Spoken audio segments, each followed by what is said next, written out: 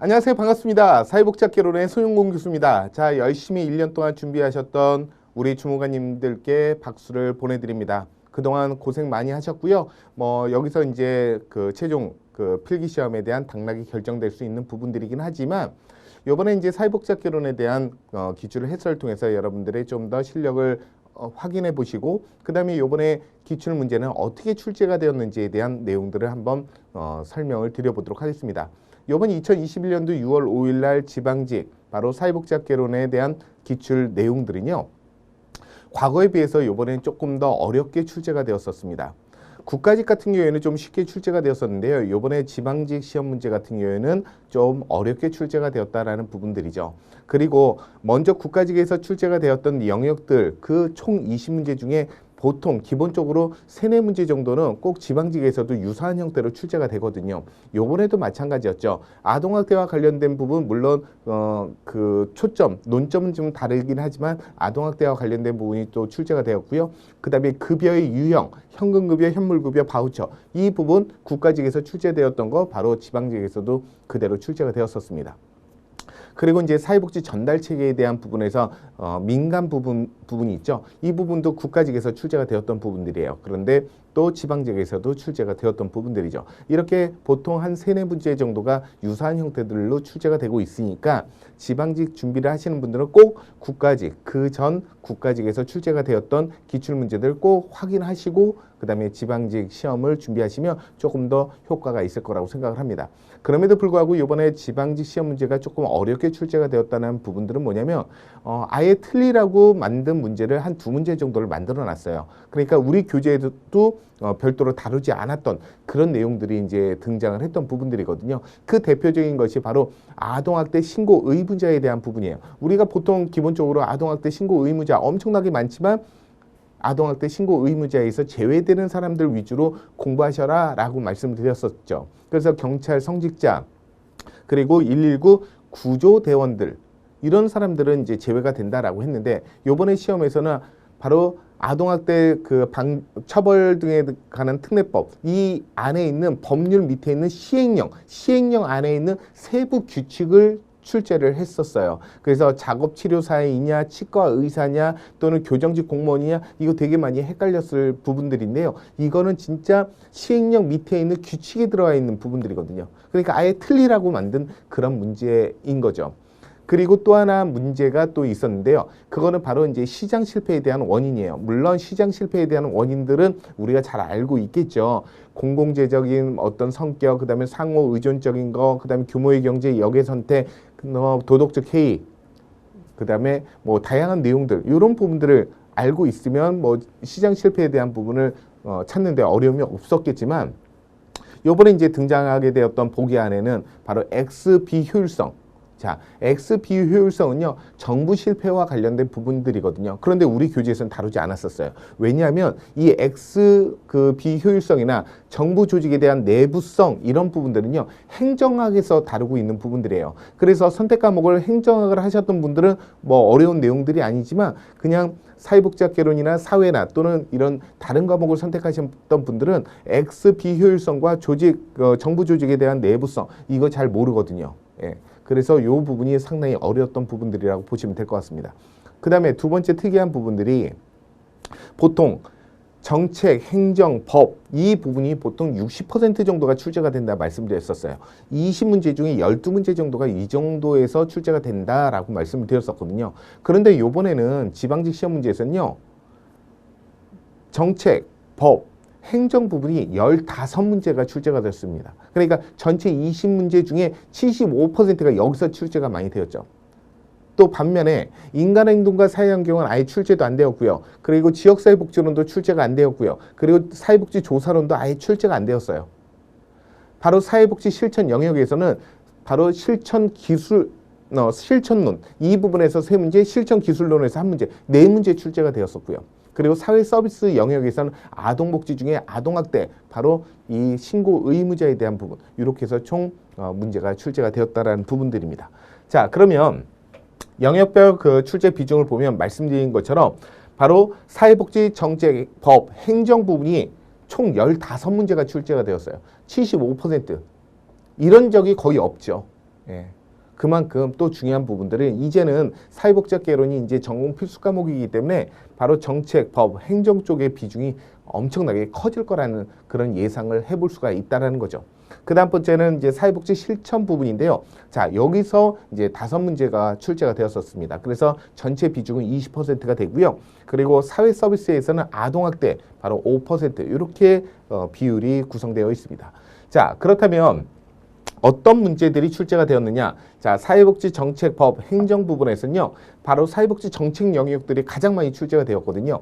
바로 선별주의, 보편주의, 그리고 영국의 사회복지법에 대한 역사, 그리고 서구 사회에 대한 사회복지 발달 과정들, 그리고 시장 실패의 원인, 이런 부분들, 그리고 사회복지 정책에 대한 발달 이론, 그리고 정책 결정 모형, 제가 출제된다 말씀드렸었죠. 그리고 사회보험급여. 자, 이 부분은 뭐예요? 모든 것들은 내가 내는 게 기여 아니요. 내가 내는 게 기여 아니요. 내가 내는 건 기여죠. 기여를 하는 거, 즉 사업주하고 근로자가 반반씩 기여하는 그 보험과 그 다음에 사업주가 전액 부담하는 그 보험이 있었죠. 예, 그 부분을 묻는 그런 내용들이었었어요. 그리고 이제 자녀적 사회복지의 관점들, 그리고 사회복지 급여에 대한 유형, 현금급여, 현물급여, 바우처, 이런 부분들이 출제가 되었었고요. 그 다음 번째는 이제 소득보장 정책과 관련된 부분, 그리고 모성보호, 그리고 장애인연금법, 사회복지법제의 영역에서는요, 장애인연금법이 딱 한 번 출제가 되었었어요. 제가 이 부분은요, 출제 안 될 거라고 생각을 했었어요. 왜냐하면 출제할 수 있는 비중들이 엄청나게 많거든요. 오히려 기초연금법이 출제가 돼야 되는데 지금까지 기초연금법을 한 번도 출제가 안 되고 바로 장애인연금법이 이제 2번 출제가 되었던 거죠. 자, 2016년도에 장애인연금법 한 번, 그리고 이번 2021년도에 장애인연금법 5년 만에 다시 한 번 또 등장하게 되었던 부분들이고요.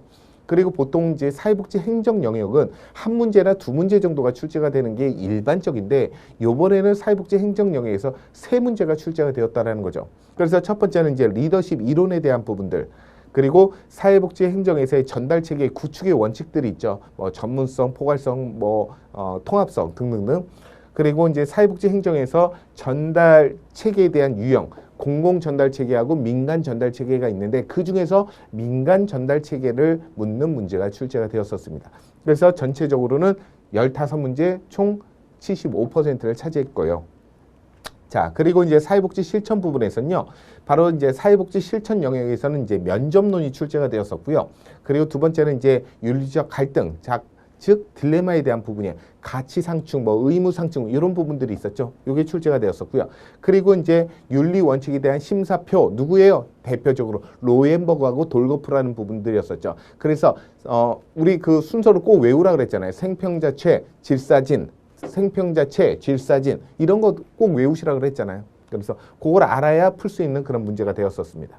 그리고 이제 사회복지 실천 기술 부분에서는요, 인지행동 모델, 해결 중심 모델 등등등 나왔었는데 바로 주요 접근법이라는 부분이 출제가 되어서 총 4문제가 나왔죠. 그래서 4문제네요. 20%가 출제가 되었었습니다. 그리고 이제 그 아동학대에 대한 부분들 한 문제 정도 해서 이렇게 출제가 되었죠.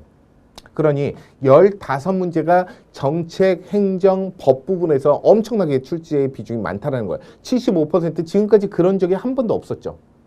그런데 앞으로는 전공 필수 과목이 되다 보니까 정책, 법, 행정 부분에 조금 더 무게중심을 두셔야 된다는 그런 의미이기도 합니다.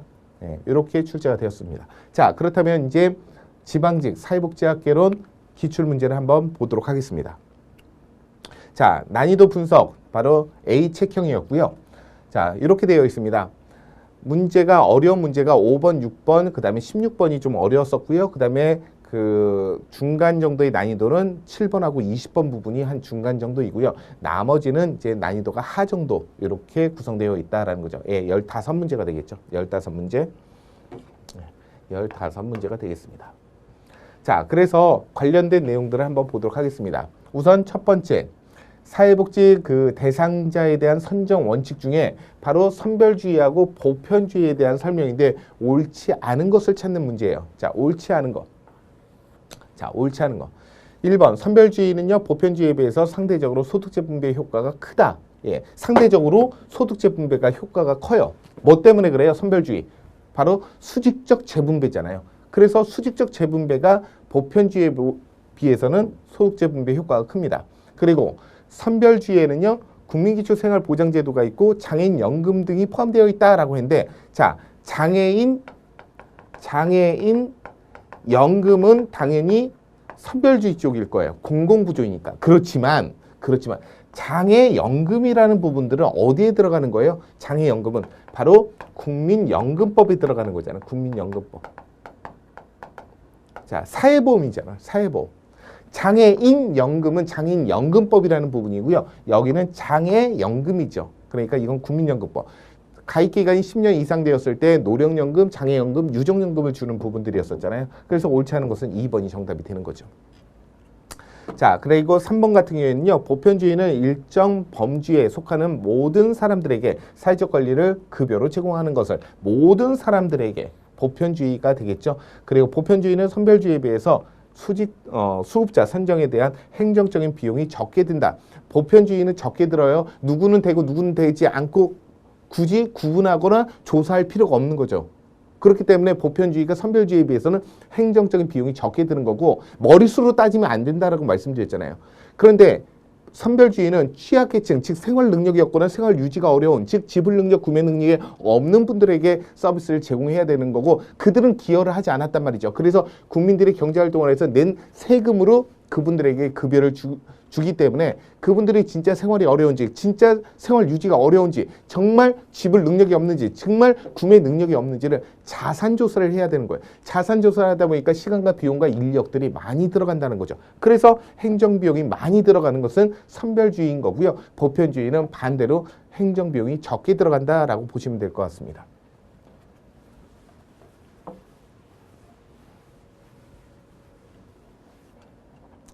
자, 그래서 생활 능력이 없거나 생활 유지가 어려운 그런 취약계층을 선정을 해서 바로 사회복지 서비스를 제공해주는 선별주의에는요, 국민기초생활보장제도가 있지만 장애연금은 모든 국민들에게 적용되는 사회보험 중에 국민연금법이기 때문에 이거는 보편주의에 해당되는 부분이다라는 겁니다.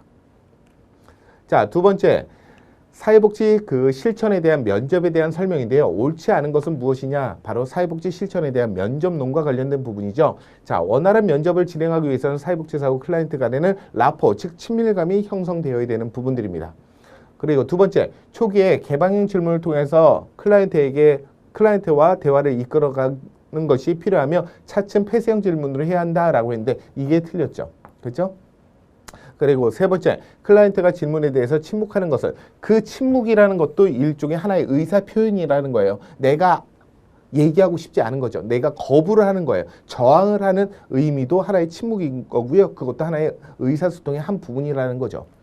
자, 그리고 사회복지사는요, 면접 시에 클라이언트의 언어적 표현과 함께 비언어적인 표현에도 관심을 기울여야 된다는 거죠. 그러니까 언어적으로 말을 하는 것뿐만 아니라 그 사람의 표정, 그 사람의 한숨, 그 사람의 태도, 그 사람의 어떤 행동 자체 이런 모든 것들도 다 면접 과정에서 필요한 부분들입니다. 그래서 옳지 않은 것은 2번이 정답이 되겠죠. 자, 2번 같은 경우에는요. 바로 초기에는 폐쇄형 질문, 즉 나이가 어떻게 되세요? 라고 하는 이런 부분들이 폐쇄형 질문이거든요. 그래서 폐쇄형 질문을 통해서 클라이언트를 대화를 통해서 이끌어 나가는 부분들이고요. 그러면서 차츰차츰 라포 형성이 되고 그러면서 이제는 좀 더 개방형 질문으로 접근하는 방식으로 가야 되는 거예요. 처음부터 개방형이 아니라 처음에는 나이가 어떻게 되세요? 어디 사세요? 학력은 어떻게 되세요? 이렇게 질문하는 것이 바로 폐쇄형이고요. 개방형 질문은 부부 불화에 대한 원인이 무엇이라고 생각하십니까? 라고 하는 이런 부분들, 다양한 답들을 전달해 줄 수 있는 이런 부분들이 바로 개방형 질문이라는 거죠. 그래서 먼저 처음에는 폐쇄형 질문으로 가고 그 다음에 라포 형성이 되고 이후에는 개방형 질문 쪽으로 접근하는 것이 바람직하다라는 겁니다. 에듀윌 유료 회원만의 고객 밀착해요. 아, 뭐였지 이거? 어떡하지? 자, 제가 도와드릴게요. 누구세요? 저 애들 학습 매니저인데요. 이거 좀. 자, 일로 오세요. 자, 언제든 필요하시면 연락 주세요. 언제든지요? 아, 언제든지. 감사합니다. 밀착 케어 받아가며 합격하는 혜택. 오직 에듀윌 유료 회원에게만. 아들, 엄마 그런 거 아니야. 공부하시죠. 네. 자, 세 번째 문제가 되겠습니다. 서구의 사회복지와 관련된 법들 중에서 그 설명이 옳지 않은 것은 무엇이냐라는 부분이죠. 자, 신구민법 1834년도에 신구민법 개정비민법이라고 하죠. 세 가지 원칙들이 있었어요. 자, 직업적 클라이언트를 막기 위해서 뭐라 그랬었어요? 전국의 모든 교구들에게 똑같은 서비스를 제공하라는 전국 통일의 원칙이 있었고요. 그리고 바로 일하는 사람보다 더 낮은 수준의 그 급여, 처우를 해야 된다는 거죠. 열등쇼의 원칙이 있었고요. 그리고 신구민법에서는 두 가지를 없애버렸죠. 첫 번째는 원외 구제를 원내 구제로 바꿔버렸고요. 그 다음에 임금보조제를 폐지를 시켜버렸었어요. 그러다 보니까 각 교구들은 지금까지 이제 노동 능력 있는 사람이 원외 구제를 했었는데 그 사람들 다시 원내 구제로 바뀌니까 교구에서 구빈 비용들이 많이 증가를 할 수밖에 없잖아요. 그래서 그 교구들을 그 입막음 시키고 또 잠재시키기 위해서 어떻게 했었어요? 그 교구 안에 즉 시설들에게 작업장으로 활용할 수 있도록 만들어줬던 부분들이었잖아요. 그래서 거기서 나오는 생산품의 그 비용들을 구빈 비용을 충당할 수 있도록 해주는 것, 바로 작업장 수용, 작업장 활용의 원칙이라는 세 가지 원칙들이 있었죠. 그리고 길버트법, 길버트법은 너무 마음이 여리여리하셨던 분들이었죠. 그때 이제 사법부, 그 다음에 입법부의 역할을 했던 분이었어요.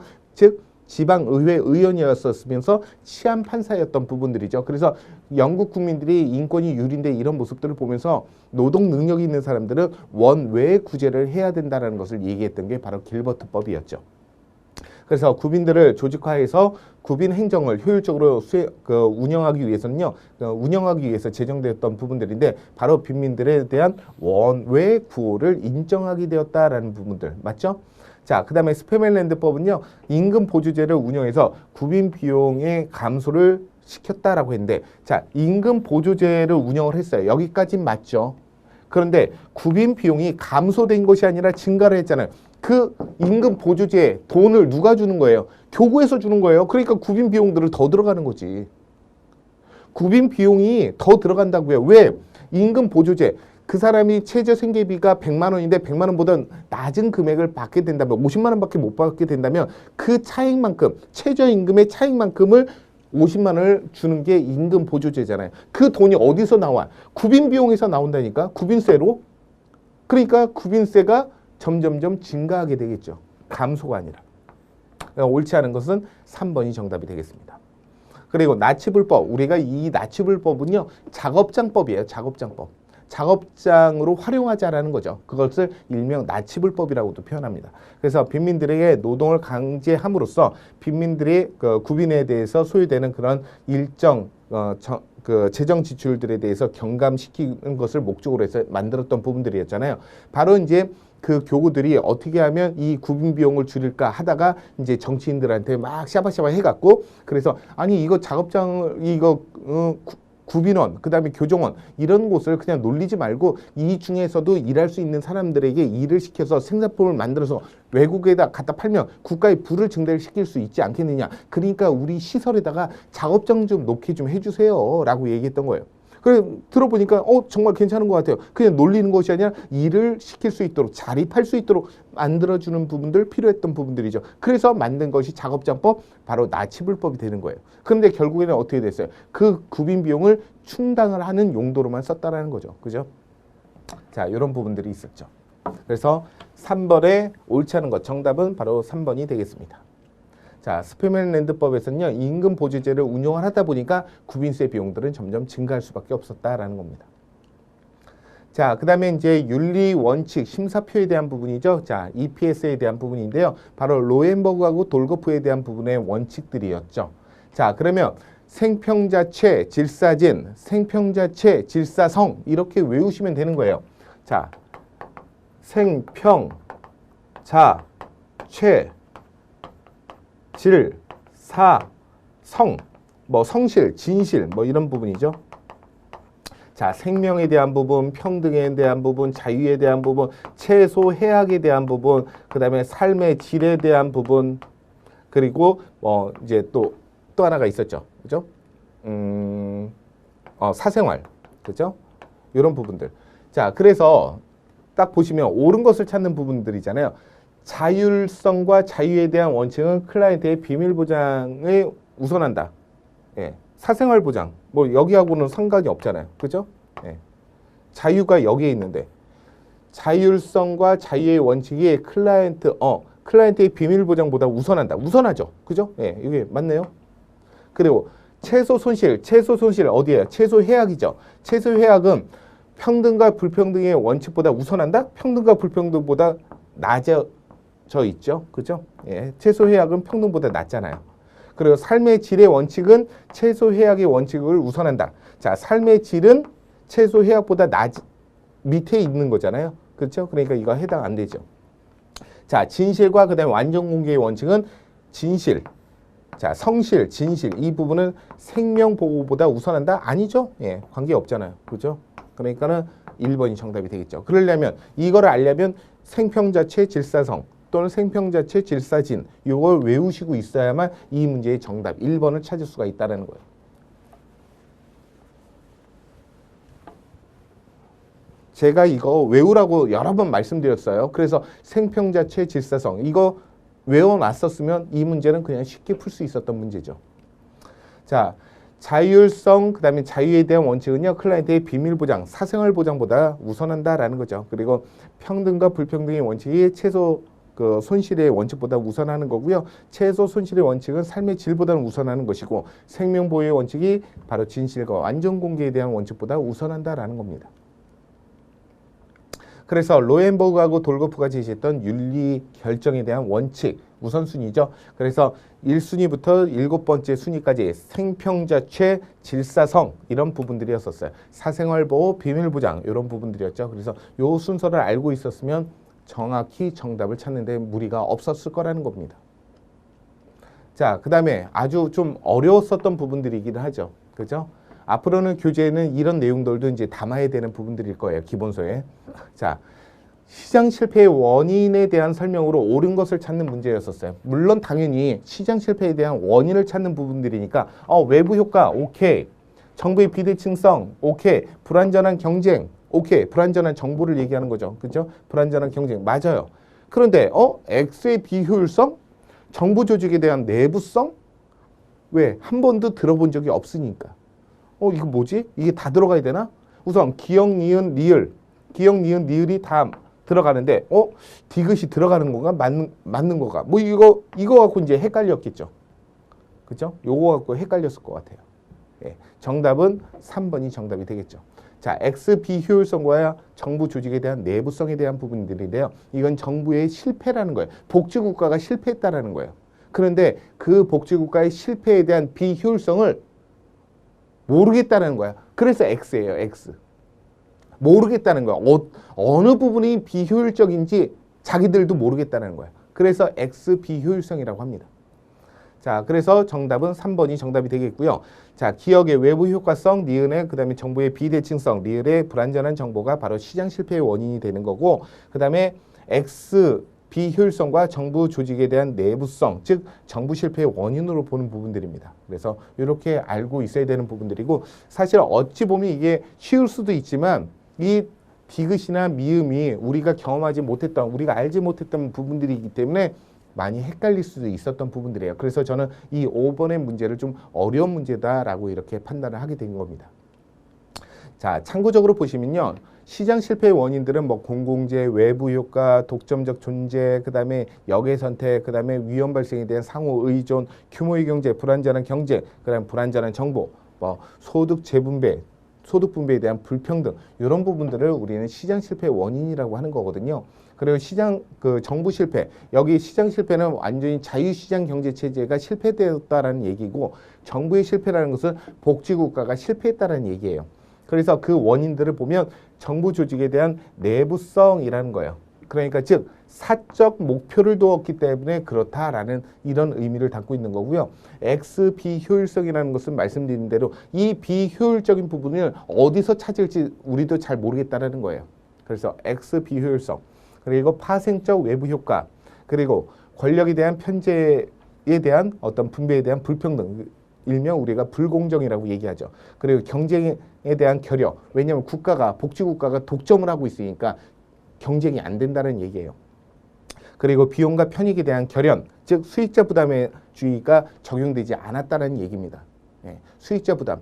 그러니까 서비스를 이용하는 사람들이 돈을 내고 서비스를 받아야 되는데 복지국가일 때는 모든 것을 다 국가가 담당을 하니까 수익자 부담이 없었던 거예요. 그런 것들이 비용과 편익에 대한 절연이라는 표현을 쓰고 있는 거죠. 자, 그래서 바로 5번의 정답은 3번이 되는 거고요. 자, 6번 문제도 조금 어려웠던 부분들이기도 합니다. 6번도 좀 어려웠던 부분들이에요. 자, 사회복지 정책 발달과 관련된 이론인데요. 이 이론에서 옳지 않은 부분은 뭐냐?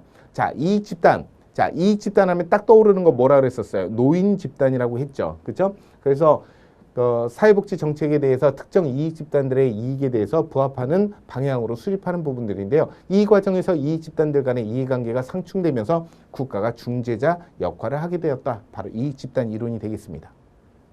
자, 확산이론. 확산이론에 따르면 바로 경제 수준이 낮은 그런 국가가 선진 국가에 대한 영향을 받아서 사회보장이 확대되는 경우에 이것을 공간적 확산에 해당된다라고 했는데요. 자, 이걸 공간적 확산이라고 하지 않고 위계적 확산이라고 합니다. 그래서 확산 이론에는요. 확산 이론에는 크게 두 가지가 있어요. 위계적 확산이 있고요. 그리고 두 번째가 공간적 확산이라는 것이 있습니다. 자, 이 두 부분을 알고 있는지를 묻는 문제였었어요. 여기서는요. 경제 수준이 낮은 국가가 선진 국가에 대한 그 영향을 받아서 사회보장이 확대되는 것을 공간적 확산이라고 표현하지 않고요. 위계적 확산이라고 합니다. 이 부분이 틀렸어요. 그래서 정답은 2번이 되는 거죠. 자, 음모 이론, 다른 말로는 사회 통제 이론이라고도 하죠. 사회복지 정책에 대한 주된 목적을 사회 질서를 유지하는 것을 목적으로 해서 사회복지 정책을 만들었다라고 얘기하는 거예요. 그래서 1601년도에 영국의 엘리자베스 구빈법이나 우리나라의 1944년도의 조선 구호령이 바로 이런 음모 이론에 의해서 바로 사회복지 정책이 만들어졌던 것이잖아요. 자, 수렴 이론. 수렴이 뭐예요? 이렇게 맞아떨어지는 걸 얘기하는 거죠. 그죠? 예. 수렴 이론. 바로 산업에 대한 기술이 발달할수록 사회복지가 발달을 하게 된다라는 거죠. 그래서 한 국가에 대한 복지 수준은요, 해당 국가의 경제 발전 수준에 따라서 결정이 된다. 그래서 기술 결정론이다라고도 얘기하는 겁니다.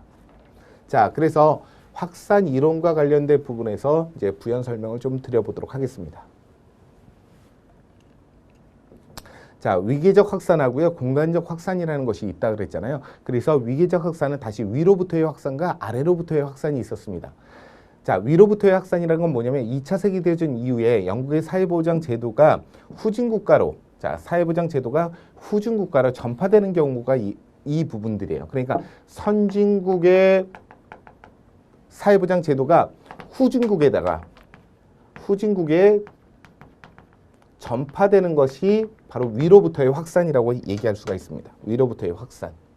그래서 기술 혁신이나 새로운 제도가 선진국에서 후진국으로 확산되는 현상들을 우리는 위로부터의 확산이다라고 얘기하는 거고요.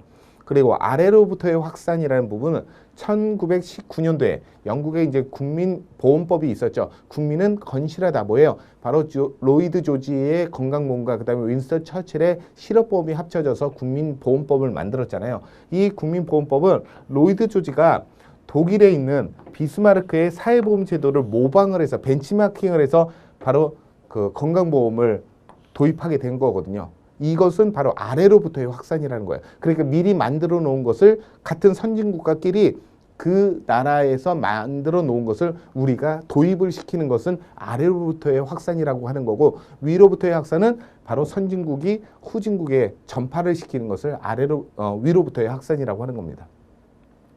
그래서 공간적 확산이라는 표현이 있는데요. 이 공간적 확산은 유럽 대륙에서 사회복지 제도가 이제 발달을 하잖아요. 그러다 보니까 인접한 남부 유럽이나 동유럽에 사회복지 제도가 전파되는 그런 경우나 또는 유럽의 사회복지 제도가 유럽 이민자들에 의해서 식민지에 보급되는 거, 이런 것들이 바로 우리는 공간적 확산이라고 합니다. 그래서 아까 그 내용들은요, 공간적 확산이라기보다는요, 위계적 확산에 해당되는 부분들이에요. 그 중에서도 이제 위로부터의 확산, 이 부분이 되겠죠. 그렇죠?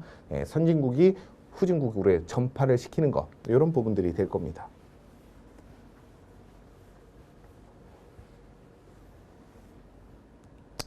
자, 그래서 확산 이론에 따르면요, 경제적인 수준이 낮은 국가가 선진 복지 국가에 대한 영향을 받아서 사회보장에 대해서 확산하는 경우인데요. 이것을 바로 위계적 확산이라고 하고 바로 위로부터의 확산이다라고 얘기합니다. 그래서 확산 이론은 한 나라의 어떤 사회복지 정책이 다른 나라에 영향을 미친다라는 그런 이론인데요. 그래서 일명 우리가 전파 이론이라고도 하죠. 그래서 한 국가의 제도에 대한 혁신이 인접 국가에 확산이 되는 동시에 선진국으로부터 후진국으로 이 관념이나 기술들이 이전되는 이런 현상들을 우리는 확산 이론이라고 합니다. 에듀윌 도서 중에 6개년 기출 문제집이 가장 많이 도움이 되었습니다. 마지막 모의고사에서는 파이널 봉투 모의고사가 도움이 되었는데 QR코드를 통해서 자동으로 채점을 해주고 성적 분포를 알려주어서 다른 수험생들과 비교를 할 수 있는 점에서 도움이 많이 되었습니다. 에듀윌 책으로 공부하셔서 좋은 결과 있으셨으면 좋겠습니다. 파이팅! 에듀윌은 합격이다! 자, 7번 문제가 되겠습니다. 사회복지 그 전달 체계에 대한 구축 시 고려해야 될 주요 원칙들이 있다라는 거죠. 그냥 구축의 원칙이라는 부분들입니다. 그 중에서 옳지 않은 것은 무엇이냐? 자, 1번 적정성, 적절성 같은 경우에는요. 사회복지 서비스에 대한 양과 질에 대한 부분이 바로 클라이언트의 문제에 대해서 충분한 만큼 제공해야 된다는 거죠. 그래서 일명 적절성을 뭐라고 합니까? 충분성이라고 하잖아요. 충분성. 자, 지속성이라는 부분들은 뭐예요? 계속적으로 제공해야 된다는 얘기죠. 그래서 클라이언트의 문제나 욕구 해결 과정에서 제공되는 서비스에 대해서 종류나 내용이 달라져야 하는 경우에도 바로 신규 서비스가 지속적으로 제공될 수 있도록 해야 된다는 부분입니다. 신규 서비스도 지속적으로 제공되어야 된다. 그 사람이 갖고 있는 문제가 10년 동안 계속 이렇게 누적되어 있다라고 한다면 10년 이상 서비스를 제공해도 그 욕구가 해결될까 말까라는 거예요. 그러니 단발성으로 일회성으로 서비스가 제공된다면 문제가 해결이 될까요? 절대 해결되지 않겠죠. 자, 세 번째 평등성. 사회복지 서비스는요. 클라이언트의 어떤 연령이나 성별이나 지역, 종교, 막론하고 차별 없이 제공해야 된다라는 부분들입니다. 평등성.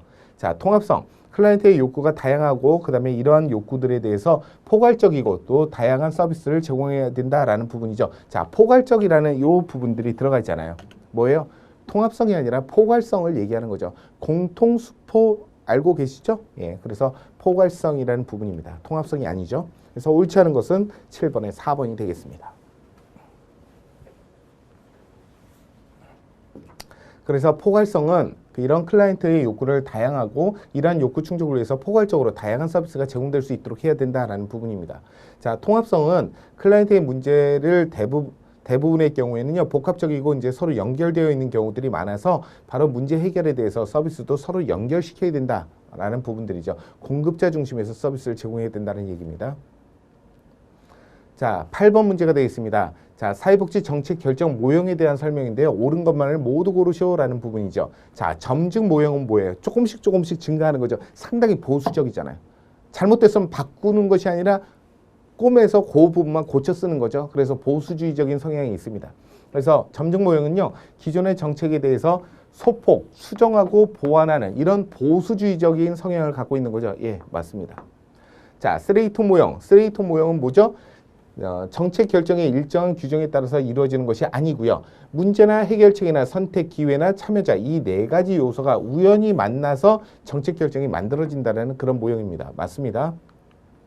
자, 혼합 모형. 혼합 모형은 최종 모형과 점증 모형으로 절충되었다라고 했는데, 예, 요게 잘못됐죠. 그렇죠? 예. 뭐예요? 혼합 모형은 기본적인 것은 바로 합리 모형. 그리고 그 반대되는 부분을 우리는 점증 모형으로 하는 부분들이었죠. 그렇죠? 세부적인 부분들. 그래서 혼합 모형은 그 합리 모형이라는 기본적인 부분들. 그러니까 우리가 이제 객관적 합리성이라고 얘기하는 이 합리 모형이 기반이 되었는데요. 그것에 반대되는 그런 개념이 바로 점증 모형이잖아요. 조금씩 수정해 나가는 방식. 그래서 여기는 이 부분이 잘못되었던 부분들입니다. 그리고 합리 모형. 합리 모형은 정책 결정에 대한 체계에 대한 성과를 최적화하기 위해서 경제적 합리성과 그리고 직관, 창의력, 초합리성에 대한 요소들을 중요하게 간주하고 있는 모형이다라고 했는데, 자, 경제적 합리성, 직관과 창의력 뭐예요? 이건 최종 모형이죠. 합리 모형이 아니라. 그래서 기억, 니은 1번이 정답이 되겠네요. 그죠?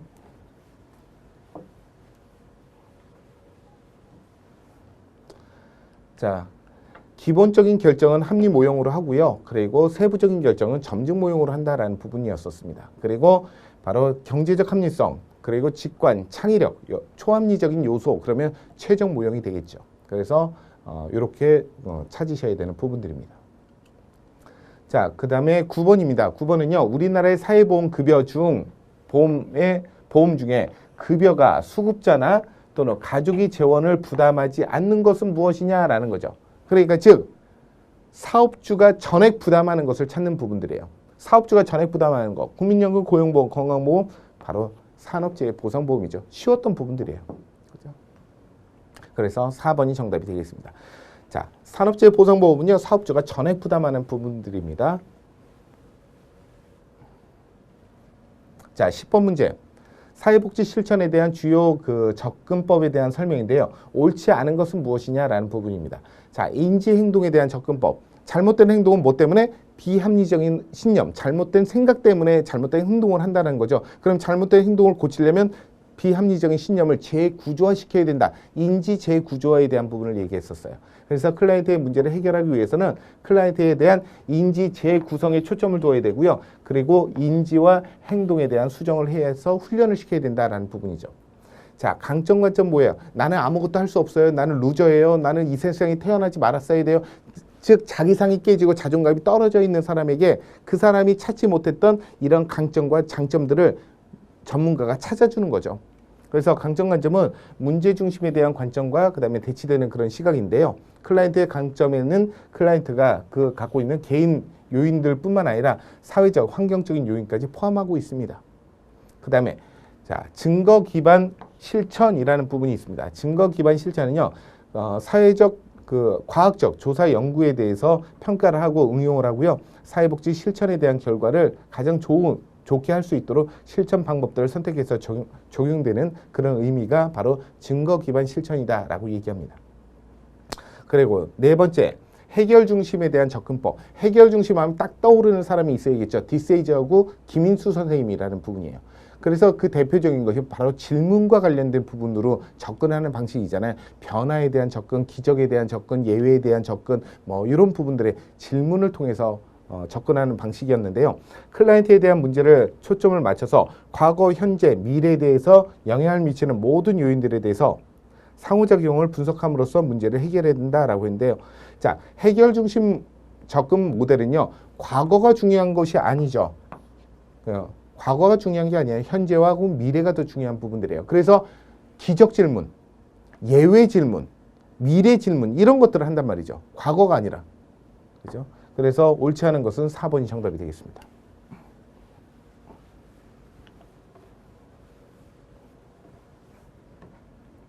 자, 해결 중심에 대한 접근법은요, 바로 대화를 나누면서 철학적인 접근 방법을 하기보다는요, 오히려 여러 기법들을 배합을 시키고 그리고 절충적인 접근을 통해서 접근하는 방식이거든요. 그래서 과거보다는 현재와 미래를 강조하고 있는 부분들입니다. 그래서 클라이언트가 지시가 아닌 질문을 통해서 진행을 하고요. 클라이언트의 어떤 자율적인 협력을 통해서 중요시 여깁니다. 그리고 사회복지사하고 클라이언트가 함께 해결 방법들을 발견하고 구축하고 이 과정 속에 클라이언트가 서로 협력적인 관계를 가져야만 그 문제 해결이 이루어질 수 있다고 보는 게 바로 해결 중심 모델이 되겠습니다. 자, 이렇게 해결 중심 이론에 대한 주요 원칙들은요, 병리적인 것 대신에 건강한 것에 초점을 둡니다. 건강한 것. 그리고 클라이언트의 강점이죠. 클라이언트의 강점, 그리고 자원, 그리고 건강한 특성에 대해서 발견하고 치료를 하는 데 활용을 하고 있는 부분들이고요. 그리고 탈이론적이고 비규범적이면서 클라이언트의 어떤 견해를 존중해 주는 부분들입니다. 그리고 변화는 항상 일어나고 불가피한 것이다 라는 부분이고요. 그리고 과거보다는 현재와 미래를 지향하는 부분들입니다. 그리고 클라이언트의 어떤 자율적인 어떤 협력을 중요시 여기는 이런 부분들이 바로 해결 중심 이론이 되겠습니다. 자, 그 다음에 11번 문제가 되겠습니다. 자녀적 사회복지의 관점. 그럼 뭐가 떠오르십니까? 제도적 관점과 관련된 부분이네. 웰렌스키와 르보네요. 그죠? 자, 자녀적 사회복지에 대한 관점으로 옳은 것을 찾는 부분들이에요. 자, 좁은 의미, 선별적 이런 부분들이겠죠. 그래서 사회복지는요, 사회를 유지하는데 필수적인 기능을 수행한다. 그리고 현대 사회에서 가족과 시장이 제 기능을 적절히 수행할 수 없는 그런 한계가 있을 때 사회 문제가 발생은 당연한 것이다. 그리고 세 번째, 사회복지에 대한 권리가 아닌 시혜이면서 수급자는 병리적인 존재로 보고 있다. 자, 요 부분이죠. 예. 시혜라는 부분들, 권리로 보는 것은 바로 보편주의, 제도적 모형에 해당되는 부분들이고요. 시혜는 너가 불쌍하니까 내가 도와줄게, 이런 부분들이었었어요. 그래서 그 존재를 개인의 관점, 빈곤의 책임을 개인의 관점으로 보고 있는 게 바로 병리적 존재에 해당되는 부분들이죠. 그래서 3번이 정답이 되겠습니다. 그리고 빈곤, 실업 이런 사회 문제를 발생하는 그런 원인들은 사회 구조에 대한 모순을 본다. 이거는 바로 우리가 제도적 모형에 해당되는 부분들이었죠. 그래서 나머지는 다 제도적 모형이고요. 3번은 권리가 아닌 시혜, 그리고 병리적인 존재다라고 보는 것은 자녀적 사회복지에 대한 부분들입니다.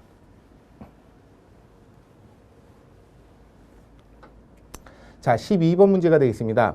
서구 사회의 사회복지 발달 과정에 대한 설명인데요. 옳지 않은 것은 무엇이냐라는 부분이에요. 자, 엘리자베스 구빈법 1601년도죠. 자, 빈민 구호에 대해서 국가의 책임을 인정을 했죠. 그리고 빈민 구호에 대해서 국가 행정 제도를 공식화시켰습니다. 예, 맞고요. 그 다음에 두 번째, 19세기 말이니까 1800년도가 되겠죠. 1800년대 후반에 영국의 자선조직협회가 정부의 어떤 개입이 없이 민간의 노력으로 인해서 빈곤 문제를 해결할 수 있다고 생각을 하고요. 다양한 민간 중심의 구빈 활동들을 전개했죠. 맞습니다. 그러니까 자선조직협회 영국에서의 1877년도가 되겠죠. 그죠? 1869년도죠.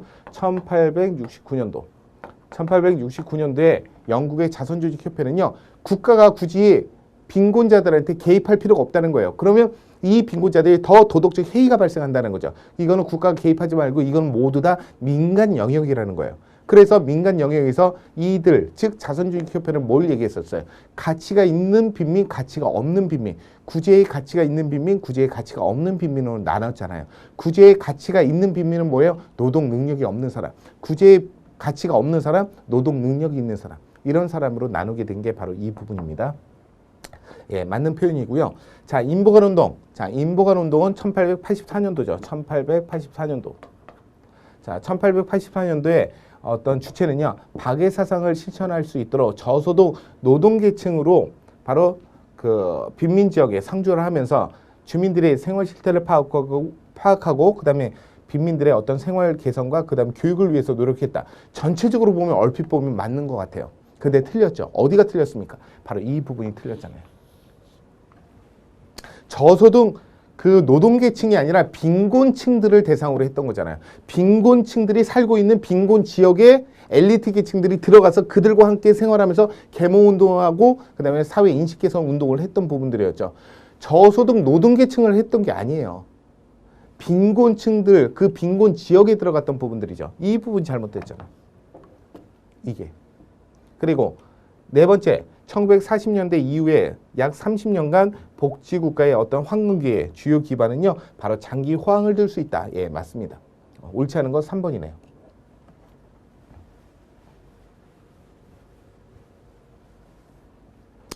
자, 인보건 운동은요, 이 그 박애 사상을 주체하고 있고요. 취약계층들, 그 취약계층들 빈민 지역에 상주를 하면서 빈민들의 생활 실태를 파악하고 그리고 생활 개선과 교육, 훈련들을 했다라는 부분이죠. 자, 빈곤한 저소득 노동계층들이 아니라 취약계층들이에요. 빈곤층들을 대상으로 했던 거죠. 자, 그 다음에 13번 문제는요. 사회복지급여 유형과 관련된 설명으로 옳은 것은 무엇이냐. 바로 국가직에서도 출제되었던 부분들이라 말씀드렸었죠. 자, 현금급여는 현물급여에 비해서 수급자에 대한 선택권이 더 제한된다. 자, 현금급여는 교환 가치가 있습니다.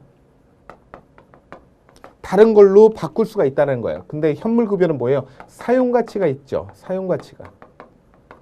주면 그걸로 사용을 하는 용도밖에 못 쓰는 거예요. 그러면 현금급여는 현물급여에 비해서 수급자의 선택권이 더 제한된다? 더 제한되는 게 아니죠. 그죠? 예. 잘못됐죠? 그리고 두 번째, 현물급여는 현금급여에 비해서 정책에 대한 목표 효율성이 더 우수하다. 자, 현물급여는 현금 급여에 비해서 정책에 대한 목표 효율성이 더 우수하다. 그렇겠죠. 왜? 현금 급여는 교환 가치가 있으니까 뭐 어떻게 해요? 오남용의 문제가 발생할 수 있잖아요. 오남용 문제. 그런데 현물 급여는 사용 가치가 있기 때문에 목표를 달성하는 데 가장 우수하죠. 그렇죠? 자, 바우처는요. 현물 급여에 비해서 수급자의 어떤 선택권이 더 제한된다라고 했는데, 자, 수급자의 선택권이 더 제한되는 것은 바우처에 비해서는 현금 급여가 되겠죠. 그렇죠? 그리고 기회와 달리 그다음 권력은 사회복지 급여에 대한 유형이 아니다라고 했는데요. 기회도 급여의 유형이고요. 권력도 급여의 유형입니다. 그죠? 네. 그래서 해당되지 않고요. 정답은 2번이네요. 그죠?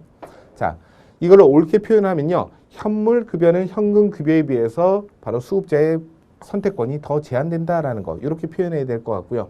바우처는 현금 급여에 비해서 수급자의 선택권이 더 제한된다. 이렇게 표현해야 될 것 같고요. 그리고 네 번째, 기회와 달리 권력도 사회복지 급여의 유형이다라는 부분들. 이렇게 표현해야 될 것 같습니다.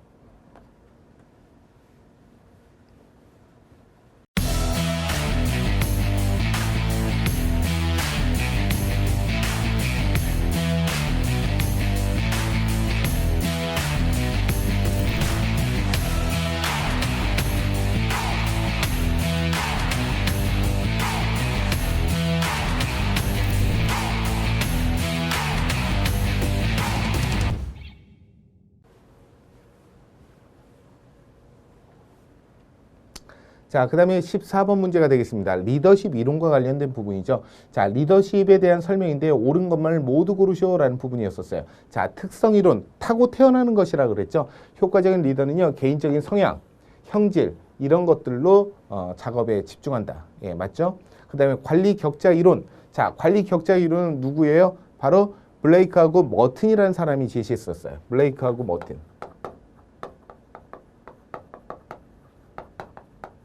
자, 블레이크하고 머튼은요, 관리 격자 이론을 이렇게 얘기했죠.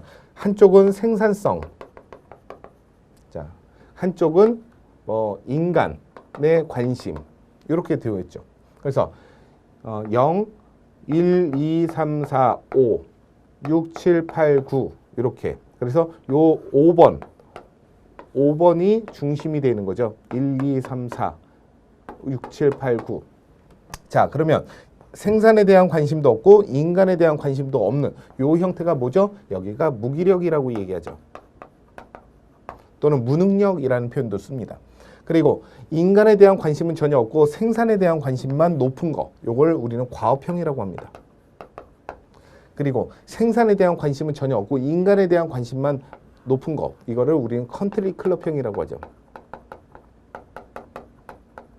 그리고 인간과 생산에 대한 모든 관심이 다 높은 것, 이 부분을 우리는 T명이라고 합니다. 그래서 여기가 9.9, 그죠? 여기가 1.5, 여기가 5.1, 여기는 1.1, 뭐 이런 식으로 될 거예요. 그죠? 자, 여기 부분, 여기 5.5에 해당되는 요 부분은 뭐에 해당되느냐라고 하면 여기가 바로 중도형이 되겠죠. 중도형. 그죠? 5.5가 중도형입니다. 중도형. 그런데 자, 보시면 사람과 일, 즉 인간과 생산에 대한 부분들인데요. 적절한 균형을 갖는 중용형이 가장 이상적인 리더십으로 간주한다 그랬는데 가장 이상적인 리더십은요. 9.9의 T명이에요. 9.9의 T명이라고. 5.5가 아니라 5.5는 중도형이거든요. 예. 근데 가장 이상적인 것은 T명입니다. 생산과 인간에 대한 모든 관심을 갖고 있는 것. 그러니까 요거는 옳지 않죠. 그리고 하우스의 경로 목표 이론과 관련된 부분인데요. 상황을 크게 부하에 대한 상황, 그 다음에 업무 환경에 대한 관련된 상황으로 구분한다. 그리고 허시하고 블렌차드가 제시했던 바로 상황 이론에서는요. 부하의 업무에 대한 능력은 없지만, 그리고 능력은 없지만 업무 수행에 대한 의지가 있는 경우는 참여형 리더십에 대한 효과라고 주장한다라고 했는데요. 자, 부하가 업무에 대한 능력은 없답니다. 그런데 업무 수행에 대한 의지는 상당히 있대요. 이거는 참여형이 아니죠. 그죠? 예. 그래서 기업과 디귿이 정답인 1번이 정답이 되겠네요. 그죠? 1번이 정답이 되겠죠. 자, 그러면 니은의 관리 격자 이론과 그다음에 허쉬하고 블렌차드가 제시했던 바로 상황 이론에 대한 부분 세부적으로 한번 보도록 하겠습니다. 자, 말씀드린 대로요. 관리 격자 이론은요. 여기가 이제 9.9가 되겠죠. 예, 9.9. 예, T명은 9.9입니다. 5.5가 아니라 9.9. 자, T명이 가장 이상적인 리더십을 간주한다라고 하고 있습니다. 그래서 9.9가 되겠고요. 가장 이상적인 것은 T명입니다. 그리고 허쉬하고 블렌차드는요. 상황 이론에서 부하가 업무 수행은 없지만 업무에 대한 능력은 없지만 업무 수행에 대한 의지가 있을 때는요. 설득형 리더십을 갖는 것이 가장 효과적이다라고 얘기하는 거예요. 참여형 리더십이 아니라 설득형 리더십입니다. 설득형. 자, 그래서 허쉬하고 블렌차드가 제시했던 상황 이론에 대한 리더십의 유형인데요. 리더십의 유형이 크게 네 가지예요. 하나는 지시형 리더십, 즉 능력도 없고 의지도 없을 때는 지시형 리더십이고요. 좀 전에 보셨던 것처럼 설득형 리더십은 업무에 대한 능력은 있는데 의지가 부족할 때 설득형. 그리고 참여형 리더십은 능력은 없지만 능력은 있는데 의지가 부족할 때 이럴 때는 참여형 리더십이고요. 능력과 의지가 모두 다 높을 때는 바로 위임형 리더십. 이렇게 해서 허쉬하고 블렌차드의 상황 이론에서 네 가지의 리더십을 제시하게 되었습니다.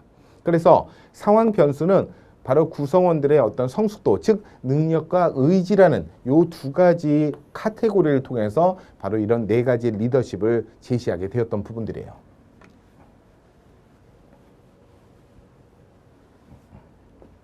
자, 그래서 이렇게 되어 있습니다. 허쉬하고 블렌차드가 제시했던 상황 이론에 대한 리더십 유형인데요. 우선 저점, 관계 행동과 관련된 부분, 그리고 과업 행동과 관련된 부분 이렇게 되어 있어요. 관계냐 과업이냐, 즉 이 과업에 대한 부분이 뭐죠? 생산성 또는 업무 능력이죠. 업무 능력. 그리고 관계 이런 부분들 있어요. 그래서 업무 능력보다는 그냥 생산성이라고 하면 좋을 것 같아요.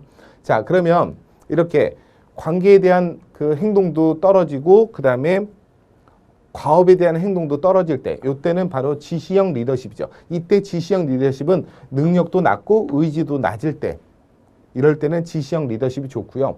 그 다음 번째는 설득형 리더십이 있습니다. 설득형 리더십은 능력은 낮은데 의지는 높을 때 이럴 때 사용하는 게 바로 설득형 리더십이 되는 거고, 그 다음에 참여형 리더십은 반대로 능력은 높은데 의지가 낮을 때 이럴 때는 참여형 리더십이고요. 그 다음에 마지막 위임형 리더십은 능력과 의지가 모두 다 높을 때 이럴 때를 우리는 위임형 리더십이라고 얘기한다라는 부분입니다. 자, 이런 것도 알아두셔야 될 것 같아요.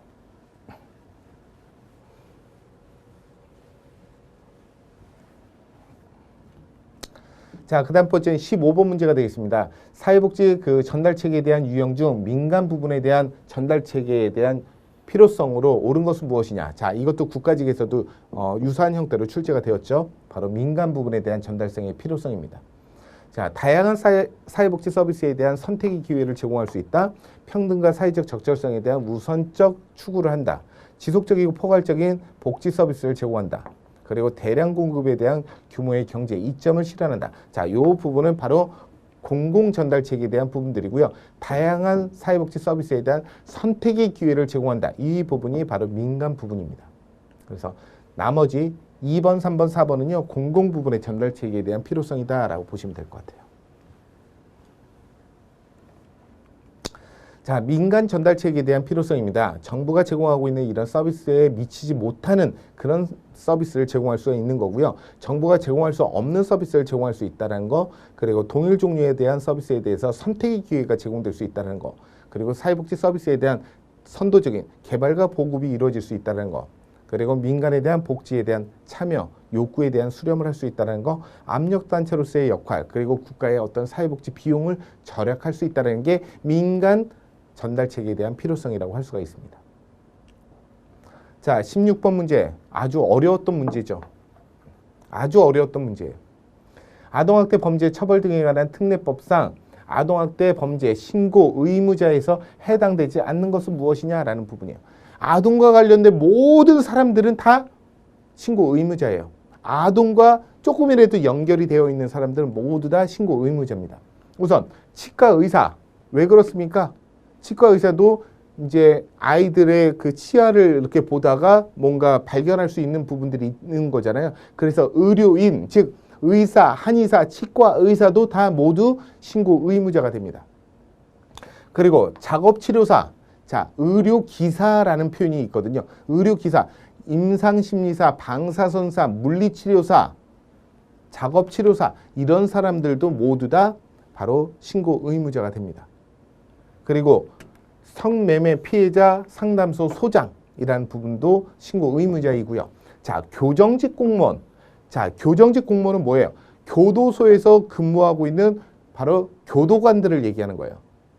교도관은 이제 교도소 안에서 근무를 하는 거잖아요. 그러다 보니까 아동학대에 대한 부분하고 크게 관련이 없다라는 거예요.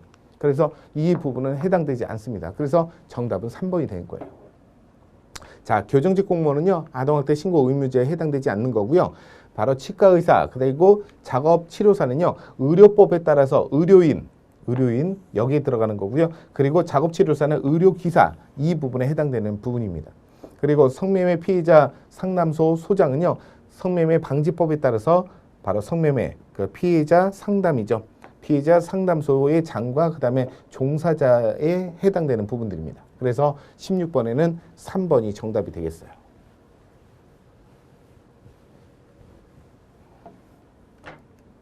자, 17번 문제.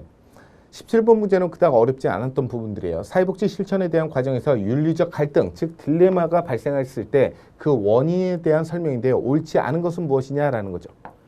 자, 1번의 클라이언트 체계가 다중성, 클라이언트가 한 명이 아니라 여러 사람일 경우를 얘기하는 거예요. 한 가정 내에 어떤 장애 아동, 그리고 학대를 받았던 아내, 그리고 치매를 걸려 있는 부모, 이런 다수의 클라이언트가 존재했을 때 이들과의 어떤 이해가 상충되었을 때 누구를 이해를 최우선으로 해야 될 것인지를 고민할 때 바로 이런 클라이언트 체계의 다중성이 생기는 거고요. 그리고 의무에 대한 상충, 자, 학대받는 사람 사실을 비밀로 해달라는 그 아동의 요청을 받았을 경우에 바로 클라이언트에 대한 비밀 보장과 생명에 대한 가치 중에 어떠한 가치를 우선할 것인지, 자, 비밀 보장이라는 부분과 생명 보호라는 그 가치를 얘기하는 거죠. 이것을 의무 상충이라고 하지 않고요. 가치 상충이라고 합니다. 가치 상충. 생명에 대한 가치, 비밀 보장에 대한 가치, 자기 결정권에 대한 가치, 이런 부분들은 가치 상충이지 의무 상충은 아닙니다. 그리고 3번, 4번 결과의 모호성이나 권력에 대한 불균형 다 맞는 표현들입니다. 옳지 않은 것은 바로 2번이 정답이 되겠죠.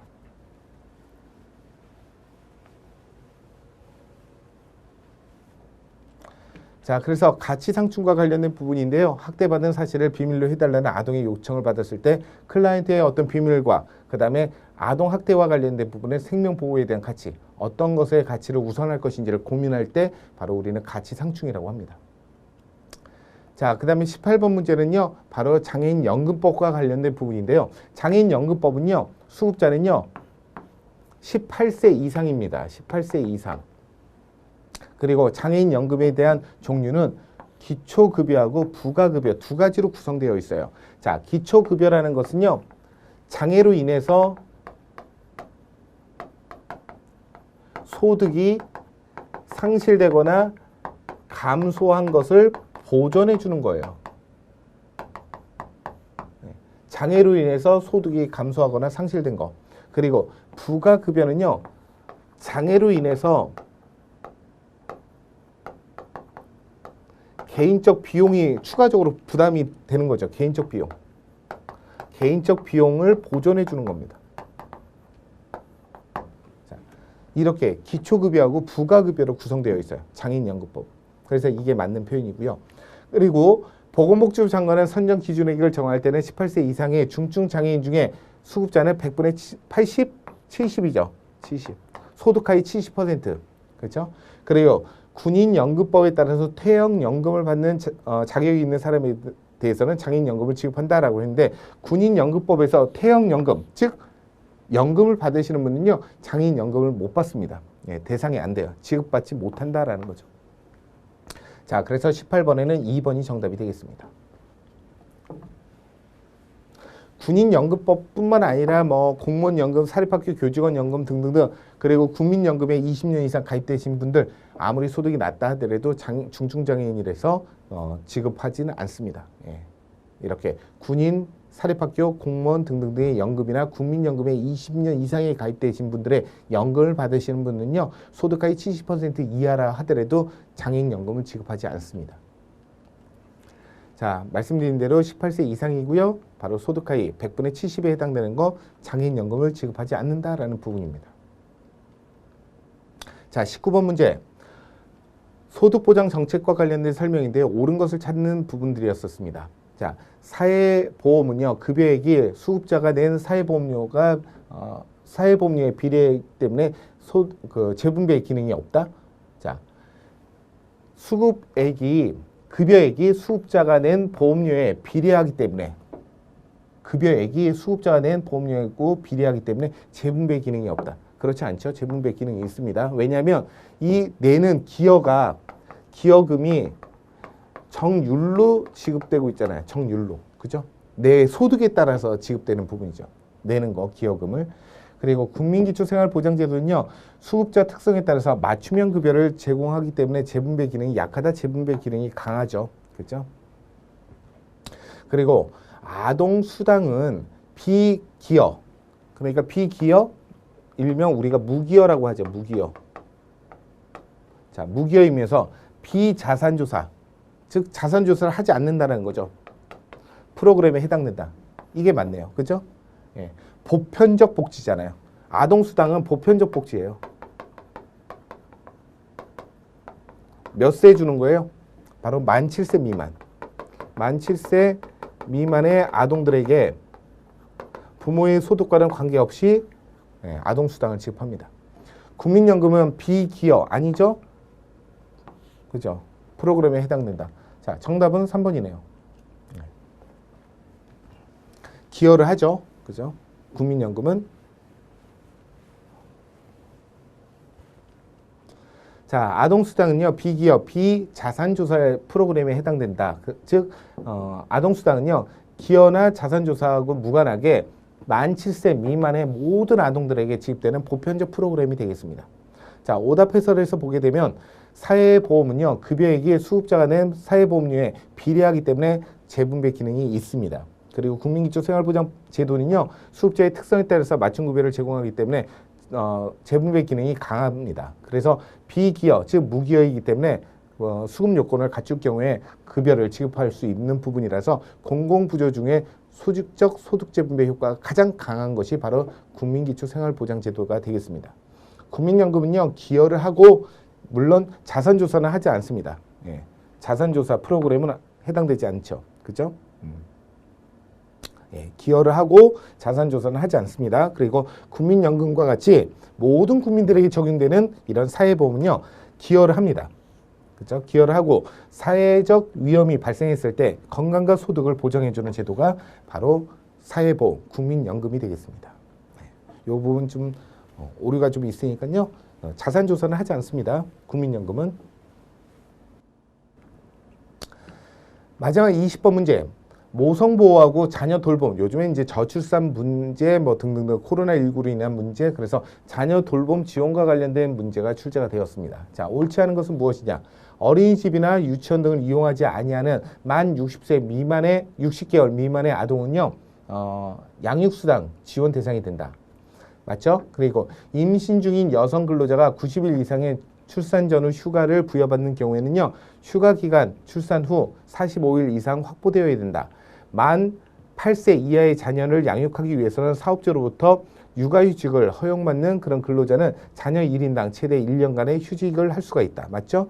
그리고 네 번째, 소득에 관계없이 만 8세 이하의 아동들에게 모두 아동수당을 지급한다라고 하는 부분인데 만 8세가 아니라 뭐라 그랬었어요? 만 7세 이하의 아동들에게 아동수당을 지급하는 부분들이었잖아요. 그래서 이 부분이 잘못되어서 바로 4번이 정답이 되겠습니다.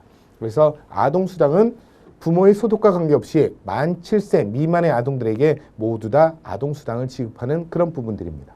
자, 이렇게 해서 여러분들과 함께 바로 2021년도 6월 5일 날 지방직 공무원 시험 사회복지학개론 기출문제 해설을 모두 마쳤습니다. 관련된 내용들을 근거로 해서 조금 더 공부하시는 데 도움이 되셨으면 좋겠다는 생각이 듭니다. 자, 이렇게 열심히 공부해 주신 여러분들께 진심으로 감사드리고요. 앞으로 더 좋은 일 있으셨으면 좋겠다는 생각이 듭니다. 감사합니다.